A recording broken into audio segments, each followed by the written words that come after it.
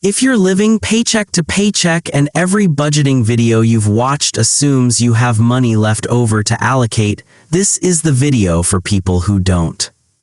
Here's the uncomfortable truth. If you don't build a budget right now while money is tight, you will still be broke in exactly the same way a year from now, just with less time to fix it.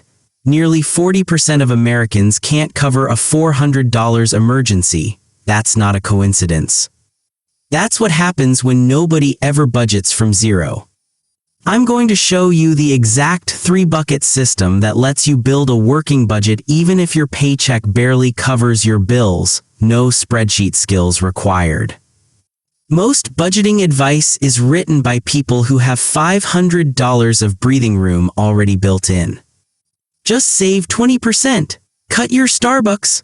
That advice is useless, sometimes insulting, if you are one of the roughly 24% of American households spending more than 95% of their income on necessities, according to Bank of America's 2025 Household Finance Analysis. This video is not that video. This is for the version of budgeting that starts when there is genuinely nothing extra, because that's when a budget matters most, not least. Step 1. Find your real number, not your salary number.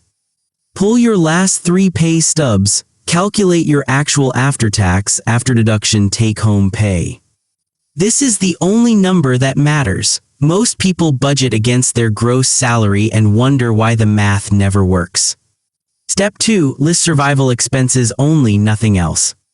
Rent, utilities, minimum debt payments, groceries at the cheapest realistic level, transportation to work.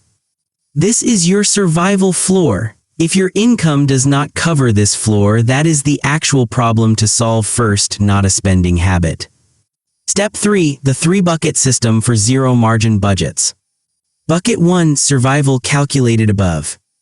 Bucket 2. A single $20 a week buffer for the unexpected, because emergencies do not wait for you to have savings. Bucket 3. Even $5 a week toward a starter emergency fund. $5 feels insulting. It is not. It is the beginning of a habit that compounds into something real. Step 4. Attack the survival floor itself. If bucket 1 is too large for your income, the fix is not more discipline, it's renegotiating the floor. Call your utility provider about assistance programs, refinance or consolidate high-interest debt. Look at whether a cheaper phone plan or insurance policy exists.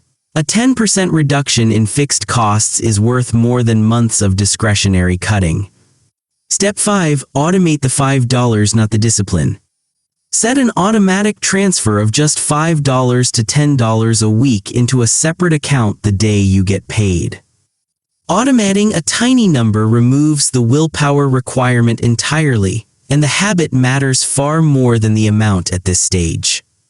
Here's the part nobody tells you: the goal of a zero-margin budget isn't to create savings immediately. It's to create the first data point.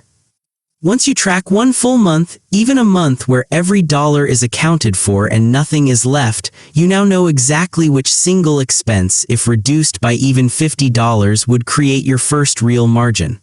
That one number is more valuable than 100 generic tips about cutting lattes. Once you've got this 3-bucket system running, even that first $5 a week needs a place to actually grow instead of sitting still. Click on this video right here, where I show you exactly how to turn that first $5 a week into your first $10,000, even on a genuinely low income.